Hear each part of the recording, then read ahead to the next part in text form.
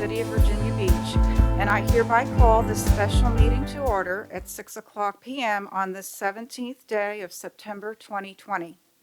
Pursuant to Bylaw 146 and Virginia Code 2.2-3707, at the request of 3 school board members in writing to the chairwoman and the clerk of the school board, to hold a special meeting on Thursday, September 17th, 2020, at the School Administration Building Number 6 at the Municipal Center, 2512 George Mason Drive, Virginia Beach, Virginia, at 6:00 p.m. The purpose of this special meeting is to discuss the start date for face-to-face instruction for families choosing option 1 and certain special education students.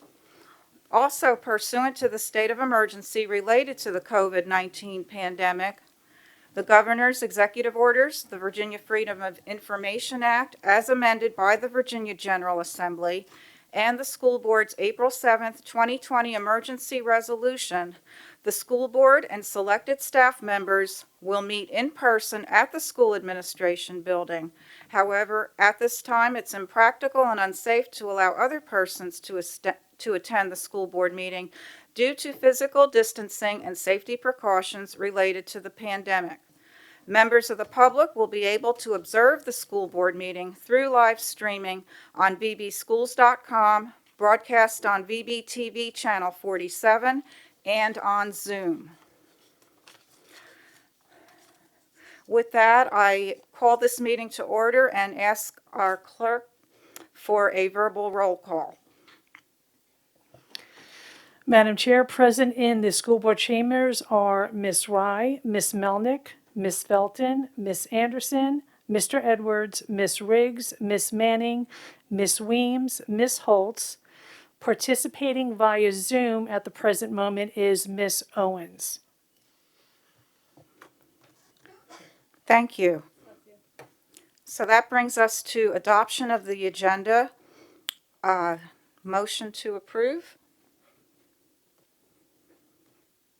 Oh, I'm sorry. I didn't ask first for, okay, Mrs. Felton and Mrs. Anderson. And now I'll ask for discussion. Second. Okay. Okay, hearing none. All those in favor, raise your hand, please, in person or virtual.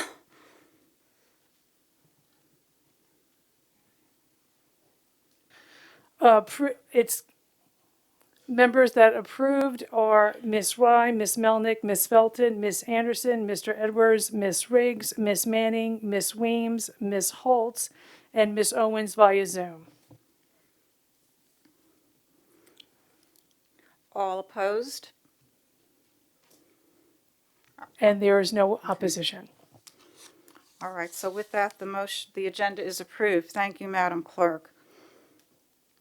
So now that leads us to the information portion of this agenda to discuss the start date for face-to-face instruction for families choosing option 1 and certain special education students. And it's my turn. I think I'm starting with our superintendent, Dr. Spence. Thank you. Yes, ma'am. Thank you, Madam Chair. I appreciate the opportunity to be here with you this evening and talk to you a little bit more about what's going on with scheduling and staffing with our students.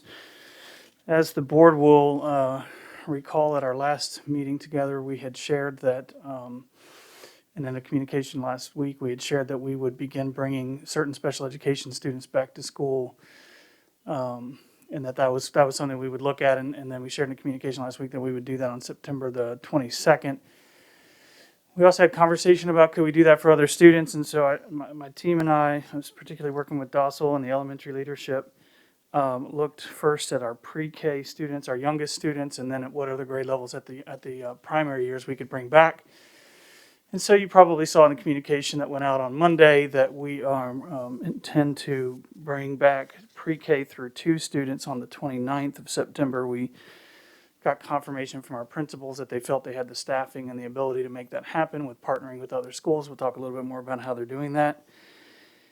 And then with the remaining students that are slated to come back under yellow, which would be 3 through 5, 6, and 9 grades on week of October the 6th, with some consideration given based on a comment from Mrs. Owens about looking at October the 8th for the secondary students, since that would be the beginning of the second marking period based on the first term. In a minute, Dr. Robertson's going to get up and he's going to talk a little bit about, just to give you some of the specifics of some of the scheduling and staffing challenges that led to our recommendations that we sent out to our families, our intentions that we sent out to our family this week. And I'll just highlight an example because I know it's come up here recently, is the Old Donation School. It's a good example to talk about some of the scheduling and staffing challenges. So sort of a critical part of all of this has been from the get-go, trying to accommodate a number of different needs at the same time. So first and foremost is the safety need, right? And so we have said all along that when and if we're able to bring back students, we would do so if the health metrics allowed us to, but also operationally, if we're able to provide the appropriate health mitigation strategies in place. And so we've gone through a lot of conversations with the board about what that looks like. And as a reminder, one of those is the physical distancing that's required. And so you got a lot of conversation at a previous board meeting and some pictures from Mr. Freeman to talk about the spacing of desks and the placement of plexiglass and that sort of thing. And so just to try to give you like a good example, hopefully I won't muddy the water more, but a good example at ODS. And it's a hypothetical, but it fits in terms of what some of the emails you're getting. So if at Old Donation School, in their elementary classrooms, in order to maintain the 3 feet of physical distancing between desks, they're able to get about 18 students per elementary classroom. Most of their classrooms are about the same size. If you were to take one of those grade levels and you were to look at second grade, and then you were to look at the number of students who asked to be face-to-face, and then the number of students that had to be virtual, Old Donation School is one of a few schools that had a very significant number of students who wanted to come back face-to-face, I think in the order of 80% at the Old Donation School. There aren't enough actual teachers. So it isn't really about space as much, but there aren't enough actual teachers to have all of the students who want to come back face to face in size 18 classrooms in the second grade. And still accommodate the second grade virtual teachers with Old Donation School teachers. And so what they've done is they've gotten all the option 2 students in with virtual classroom teachers. They've gotten as many face-to-face kids scheduled into the remaining teachers that they have available. And then we have allocated additional positions to Old Donation School to try to give them another grade level teacher who would then have to be virtual. Because essentially what happens is once you schedule it out the way I talked about, let's say the number that's remaining is like 25 students, and that's probably accurate for a few of those grade levels who want to be face-to-face but don't have somewhere to be. So if we're able to hire an additional teacher for those 25 students, we can't make that a face-to-face teacher because there's too many of them to be in an 18-seat classroom. And so that has to become a virtual classroom. So I'm probably muddying the water, but I'm just to give you an example of how complex it is for her. She's in a bit of a unique situation over there because the expectation for those students is that they stay with ODS teachers and have the ODS curriculum, which is a little bit different than some of our other schools with those big numbers, where they're able to do some partnering with other schools and have teachers from another school take some of those students in. And so they're able to deal with that a little bit differently outside of ODS, so she's in a bit of a unique situation. But to talk a little bit more with some of the specifics about the complexities of why we are continuing to work towards those dates that we've talked about, and why it's been a challenge to get school open any earlier than that, as we talked about at the last board meeting, Dr. Robertson. So thank you, Dr. Spence. You actually did a really good job of explaining the unique situation over at Old Donation School. And let's let me expand a little bit. You know, when we've talked about bringing kids back, we are really excited to welcome kids back next week with some of our special needs population. And we're really excited to see those young children on September the 29th. A lot of the questions we're getting seem from the public standpoint to make really good sense. Why don't you just hire another teacher? Just put them in another classroom. So let's talk about hiring another teacher. You have heard over the last several years some of the challenges that we're having across the country on teachers' candidates. The reaction of many staff, and this is not unique to Virginia Beach or just teaching the teaching professions. It's anyone who's working in the public sector right now. People are fearful. And if they're in a position to retire or go into another position, they're taking those opportunities. So when you combine that occurrence with just not having a deep pool of available teachers, the solution of just hire another teacher, it doesn't make sense. Because we would hire more teachers if we had the allocations to hire new teachers. And the additional allocations that we were granted through the CARES Act funding from Farrell Hunsaker, we are trying to use. But case in point, we have been contacting 3 potential elementary school teachers for 2 days, and they have not contacted us back. We interviewed 4 special education teachers today. 1 is working in Chesapeake. As soon as she told us she was working in Chesapeake, we had to stop the conversation because we have a partnership with those other divisions. We're not going to poach their staff. They're not going to poach our staff. 1 individual couldn't log into Zoom, and so there's your sign. That's probably not going to be a great candidate for us. 1 just didn't even show up. So 1 of the 4 is a good candidate. We're excited about that person. We're going to move forward with that person. A week ago, we screened 103 applications, and we're able to identify 48 candidates we would want to interview. In contacting those 48 individuals, 15 had taken positions already either within Virginia Beach or within another school division, so that got us down to 33. We interviewed 33 individuals on Monday. Out of those 33 individuals on Monday, we had roughly 18 that we recommended into positions, and we've been placing them this week. So it's not as easy as to say just hire another teacher. The other challenge is schools are exhausting all of their available space in buildings to accommodate physical distancing. So Dr. Spence mentioned Thurgood as another good example. Thurgood had a large population of students who want to return. So Cheryl Ziegring is exhausting all of her available spaces except for the cafeteria because she's keeping the cafeteria to stagger her kids through lunch.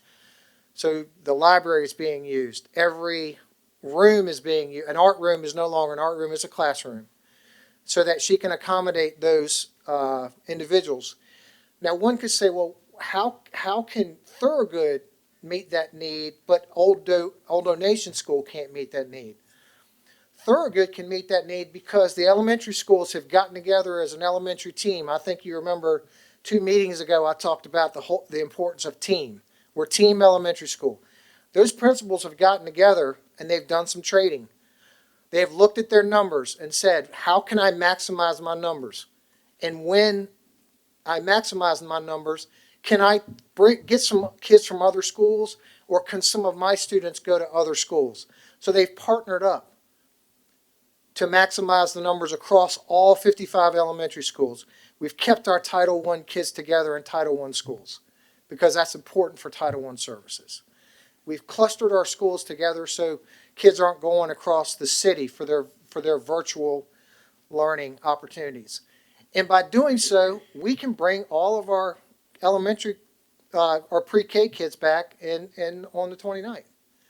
And I am confident that when I talk to you on Tuesday, I can announce that we can bring our grades 3 through 5 kids back on October the 6th, as well as that our grade 6 and grade 9 students can come back October the 8th.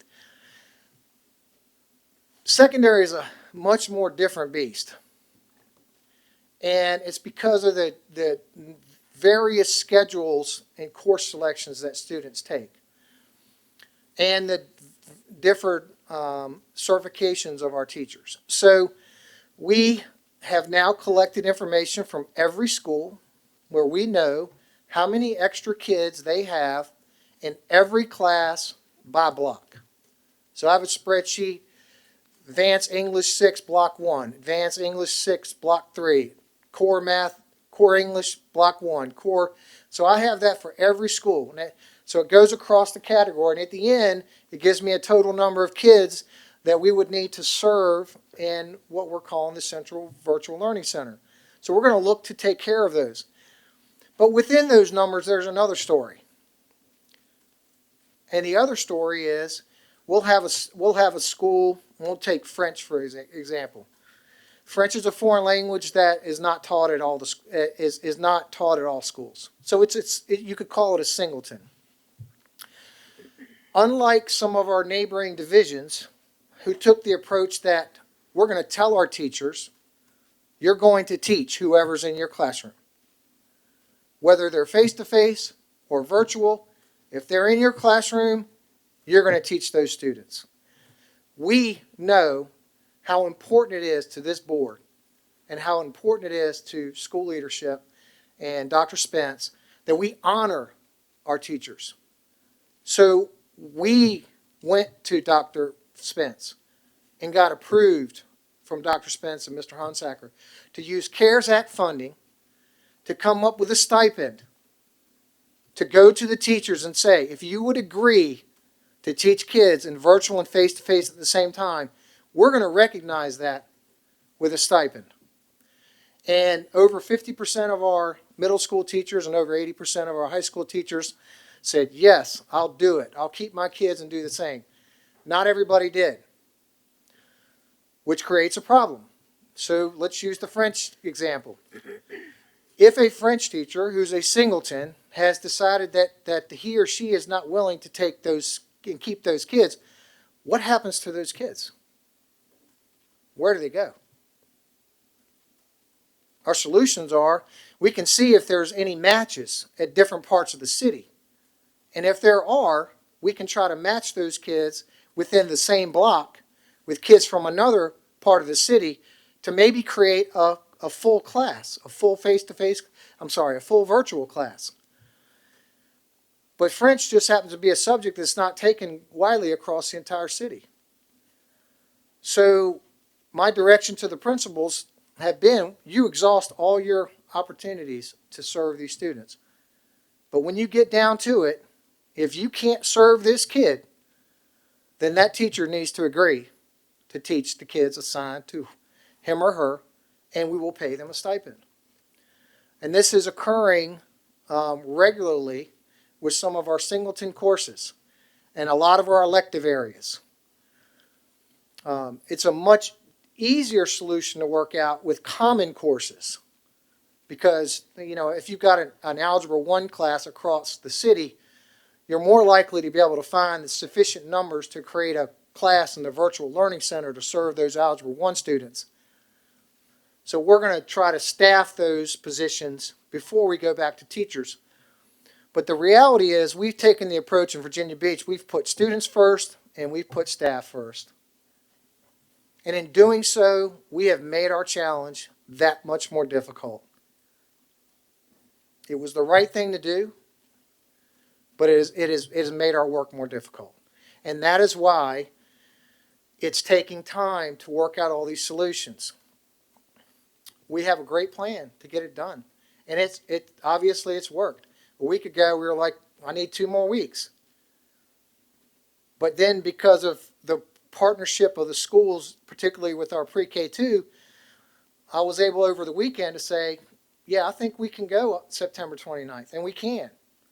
And we're now focused on our 3-5, and I'm very confident, 99% confident, that we're going to come in here on Tuesday and go, yeah, we are ready to roll. We've got everything. And for October 6th, welcoming back our 3-5, and October 8th for our 6 and 9. And it is no small feat. Because as we continue to field questions, the way that you continue to field questions, if you're a principal in a school and you have 800 kids, you're getting those questions too. And we're asking for everyone to understand the depth and complexity of what we're trying to do. Had we taken the approach where we're just going to tell you, if those kids are assigned to you, you get them. That's it. We wouldn't be having some of the challenges we have right now. So we believe the progress we've made is good. We are confident that we're going to meet the timelines that we have established. And I appreciate the fact that you've given us that additional time. Thank you. Thank you, Dr. Robertson. Mr. Edwards?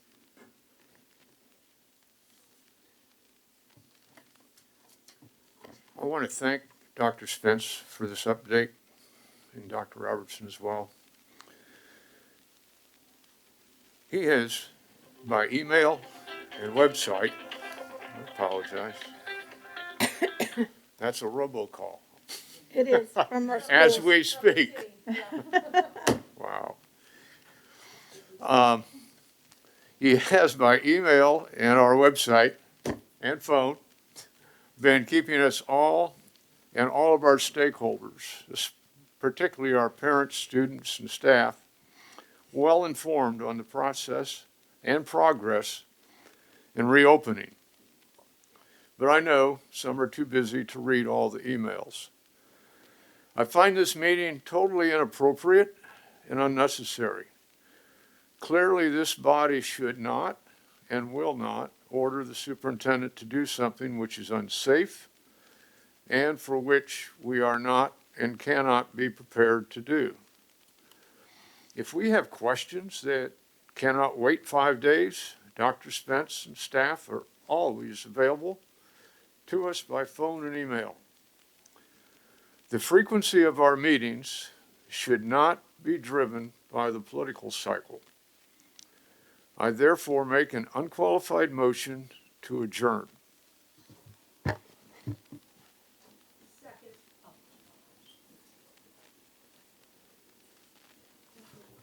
I believe, and Mrs. Linetti can confirm, I don't believe the motion is debatable.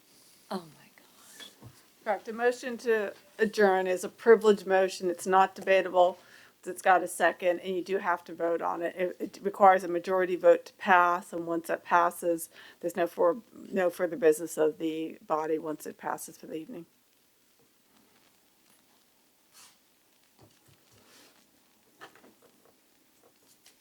Madam Clerk, would you call for a vote, please? All those in favor of the motion set forth by Mr. Edwards to adjourn, please raise your hand.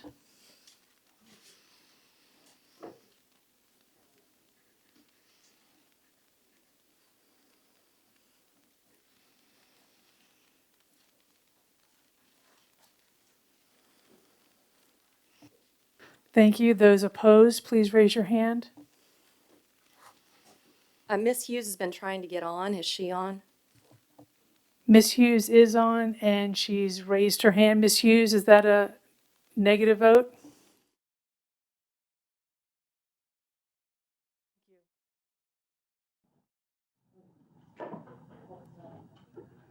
Okay, Madam Chair, the vote was affirmative by Ms. Riggs, Ms. Felton, Ms. Anderson, Ms. Melnick, Ms. Rye, Mr. Edwards, Ms. Holtz, and Ms. Owens. Votes for the opposing is Ms. Weems, Ms. Manning, and Ms. Hughes. The motion to adjourn has passed 8-3. Bingo. This meeting is hereby adjourned.